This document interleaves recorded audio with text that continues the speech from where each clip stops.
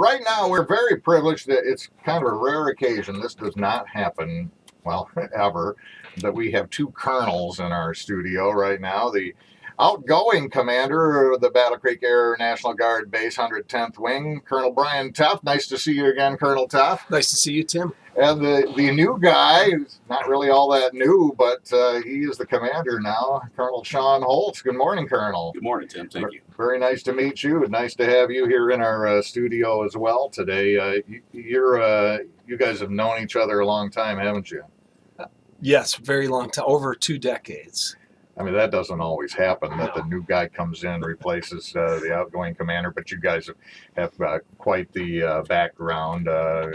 Well, in fact, you were both stationed here when we had A-10s at our 110th. Is that right? That's correct, right? We were here when I came off active duty in '98, and Colonel Holtz was here, and then we flew A-10s together for over 10 years and deployed multiple times to different theaters, and so we worked together for a long time. Yeah. So and then I don't know, when was it that the A-10s, the mission changed and they moved from our base to Selfridge, I believe. In 2009 is when the A-10s moved from Battle Creek over to Selfridge on the other side of the state. 10 years now. Yeah. But man, you're no stranger to Michigan either, Colonel Holtz. You've pretty much been stationed here quite a while now. That's right. I grew up in Southwest Michigan. I grew up in the big town of Colon, Michigan. I went to Western Michigan University, and got familiar with the Guard when I was going to Western, and was selected to be an A-10 pilot back in the early 90s, and it's been a great career ever since. There's another thing that doesn't happen that often, in a military career, that you end up staying that close to home. That's true. It is unique, and that's the unique thing about the Air National Guard. And unfortunately, when the A-10s went away from Battle Creek, we fell into the BRAC, or the base relocation and closure, back out of 2005. It was unfortunate that they moved the A-10s over to Selfridge, but I followed them over there. And again, it's great to be back to the west side of Michigan and be back at Battle Creek as the commander of the 110th. Incidentally, how does the A-10 figure into our overall military plan without revealing any major secrets to the enemy? Is that still a major part of our Air Force, or is it kind of being phased out? Well, no, absolutely. The A-10 has become a lot stronger. Over the last couple of years, they've actually taken a look at the A-10. I think that we've had a lot of people fight for the A-10. And I think it's stronger than ever. It could change, obviously, with the next administration. But right now, they say the A-10 might be as good as out to 2040. So they're putting a lot of money into it. It's got some structural ramifications or issues that they have to work on. But they're putting money into that to extend the life of the A-10. So it's going to be around for quite a while. Excellent. Yeah, I'm kind of curious, too, what maybe motivated you guys toward your military careers. I think there's a certain thing about flying planes that to a youngster seems pretty magical. Was that true of you? I mean, like 1980, mid-80s, there was that movie Top Gun with Tom Cruise. And I remember one a few years before that called Firefox with Clint Eastwood, where they smuggled him into Russia to steal one of those MiG fighter jets. I don't know if you guys remember that. I do remember that. I bet you do, because, did that kind of stuff influence you toward a career? I think for me it did. I went to the Air Force Academy, and when I was there, if you were medically qualified and you graduated upon the completion of the 4-year school, you were guaranteed a spot in pilot training. So that really, that drove me. I think that motivated me early on. And then once I got into the military, and I think I've mentioned this here before, once you started active duty, and you graduated from pilot training and you flew airplanes, and then when you started getting out and moving up and getting into different leadership positions and working with more and more people, it's really the people that kept you in. I think over time, you started with the flying airplanes and all that stuff, but then as you get older and you work through your career, it's really about the people, and it's about the service, and it's about giving back to the organization. All that's very important. So What about you, Colonel Holtz? You grew up in Colon and Western Michigan University. Were you part of their aviation program at Western? I was, yeah. I graduated in '91 from the aviation program when it was still over in Kalamazoo.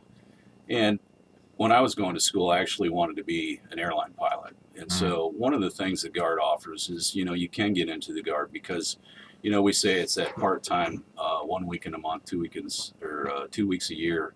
But if you're a pilot, you really have to maintain the same requirements as an active duty pilot does. And so it's very, very busy.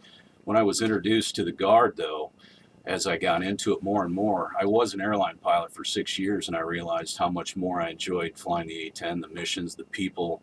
It's just a unique experience, and it's very rewarding. So I always looked at it as, when I get old and crusty, if I make it that long, I can look back on life, and there's things in my life that I've experienced that nobody else can based on being an A-10 fighter pilot over the years. And like Brian said, as you get into it a little bit longer, you start developing this relationship, and you see the professionalism of everybody that's in the military. So from my perspective, I wanted to be a bigger part of that, and I can make change as a commander in the organization. And so that's why I've continued to be a commander and a leader and continue in the Michigan Air National Guard. Colonel Teff, obviously you've got a new assignment. Last time we talked to you, it wasn't quite time to talk about that yet, but can you reveal anything about your new assignment? Yes, I can. So I have moved up to the Joint Force Headquarters in Lansing. That's a Michigan, or an Army and a Air Force organization, kind of a joint headquarters where we run the Michigan Army and Air National Guard. And my position is I'm the Chief of Staff of the Michigan Air National Guard. Wow. Well, congratulations. Thanks. And I'm sure we'll be hearing some more news about all of that before long. In fact, the official swearing-in ceremony out at the base is going to be this weekend? Yes. Yeah. So at 2 p.m. in the afternoon, we're going to do the change of command ceremony between Colonel Holtz and myself. We'll actually exchange the flags and do all that kind of stuff. And that's a ceremonial piece. And then to follow, we'll have another ceremony to follow after that. But as of right now, Colonel Holtz controls the clicker in the rec room. He does. On the TV. Right. Yeah. He's got the full stick. All right. Well, when we come back, maybe we talk a little bit about the mission of our local base colonel, and and maybe how how the Air National Guard stays up with technology and the changing military. We're seeing it's the 75th anniversary of D-Day. And so we're seeing a lot of news reports about that, and they're resurrecting old vintage aircraft and actually flying over to the site and everything. Boy, we've come a long way from those days in some ways, and in other ways we haven't. Joining us on the air this morning, Colonel Sean Holtz, who is now the commander of the Battle Creek Air National Guard Base, 110th Wing, and also Colonel Brian Teff, who until recently was the commander. We also, Colonel Teff renamed to just the 110th Wing recently. We did. So on the 1st of March, it took about 3 years for it to get approved. We used to be the 110th Attack Wing, and we renamed, and now we're the 110th Wing. And that name change was very important, we thought, because it really speaks to all the missions that we have on the base. Not only the MQ-9 mission, but our Air Operations Group, which does command and control and planning, and then our Cyber Operations Squadron. So when you look at all three of those, I think the best way to name the wing is to call it a wing, because the attack part of it was just 1/3 of really the overall mission. Well, and as people know, when the A-10s moved out of Battle Creek, it became more of a technological base, I guess you could say. You alluded to it a little bit there. Most people in Battle Creek ask, "Oh yeah, they're doing a lot with drones," and but you mentioned the MMQ-9. What is that? So the MQ-9 is the airplane, excuse me, that we fly. So the M stands for multi-mission. The Q means it's unmanned, and then the 9 is just the nomenclature of the actual airplane. So it's a very large airplane. We fly this remotely using data link and satellite technology. The airplane itself is about the size of an A-10, and we fly it again remotely far distances away, we support U.S. and coalition forces on the ground. And the big thing with this airplane is it gives you that persistent presence, meaning it can actually loiter for a very, very long time. So that's very important as, again, we support our U.S. and coalition forces on the ground. I don't know if too many people know about that. I mean, there are probably a few people in the community that are more up than others, but I think most people just envision like you guys are flying a super new version of your uncle's drone and spying on the enemy with it. What are all the different types, Colonel Holtz, types of missions that you're involved in, or at least as much as you can tell us out at the 110th? Well, as far as Colonel Teff, what he said about the MQ-9, it does what we call ISR, so that's intelligence, surveillance, and reconnaissance, and that's where that loiter piece comes into being extremely important for this aircraft, because it can stay over target areas, and we can look and see what's on the ground, and it allows us to make sure that we select the right target sets, or we just know what's happening on the ground. So that's what's extremely important about that. That weapon system also has kinetic weapons on it, so it can drop bombs, and it does have rockets on it as well, or missiles rather. So it's effective that way. And then on our air operations group, that's a command and control piece. It's connected out of USAFE over in Europe, also attached with Africa, out of Africa, the continent of Africa.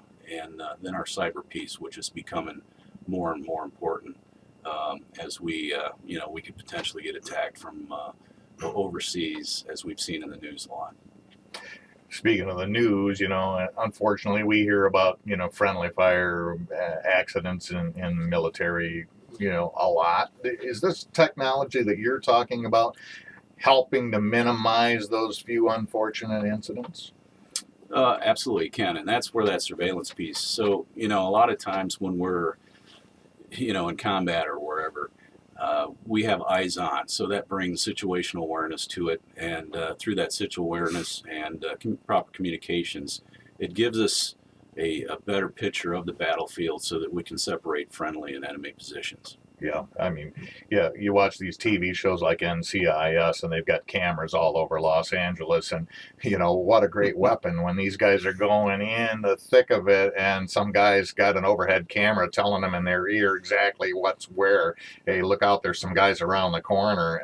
So we're getting to that militarily now. Come a long way from D-Day, haven't we? Oh, absolutely. Man, how many people have we got out at our Air Guard base under your command? Right now, just under 1,000 personnel total, and that's full-time. So we've got active guard and reserve. We've got technicians. We have our traditional drill status guardsmen, so those are our part-time personnel, and then we also have state and federal civilian employees. Yeah. And I lost my phone this morning, but I'm sure there are about 5 people texting me. Ask them about the missile base. And has there been any news or any rumblings or any discussion, or is that just on somebody's back burner now? The missile defense, it is on the back burner right now. I mean, there's a lot of research going on, and there's a lot of initiatives that are happening, but there hasn't been a decision yet made on the preferred site. So I think Fort Custer is still in the running for sure, and I think they're one of the leading candidates without a doubt, but they haven't made a decision yet. Yeah. So we're not out of it. And no, not at all. It just nobody's, for lack of a better term, pulled the trigger on it yet. Correct. Yeah. What would you like the community to know, Colonel Holtz, about your Air Guard base, how we can support it, and that type of thing? The biggest thing is, I think about this a lot, and back prior to 9/11, I've been through a couple of leadership conferences lately, and one of the things they brought up is back in the day there used to be where a lot of these the bases didn't have fences, and so there was more of a community-based partnership, and then we put up our fences. But what I want really is I want to continue to build the relationships that Colonel Teff has built around here, both with our civic leaders, with our corporate, with our corporations, and build that, because we really do need the support of the people around our base, and we want to reciprocate that as well. And so anybody who wants to be involved more with the base, please get a hold of me, because like to talk to you. And we have a couple of committees that we're hoping to grow. I'm hoping to grow on something that Colonel Teff has built here locally, again, to support the base and to help us in any way we can. Every time we go to a Meijer or any store, you know, we're seeing people wearing their fatigues out there. We know they're a member of that 1,000 that you have under your command, and we realize, I think, the impact that our Air Guard base has and the positive impact that it has on our community.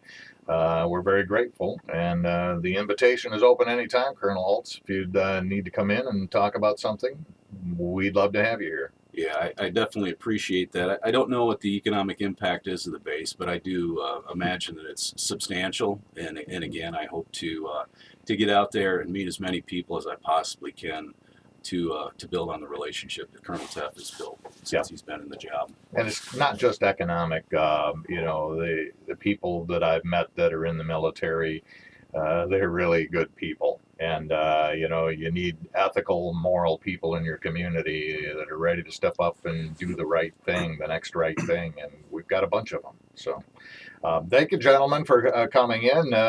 And best of luck, Colonel Teff, in your new assignment. Thanks. I appreciate it. All right. Colonel Thank you very Holtz, much. Thank you very much.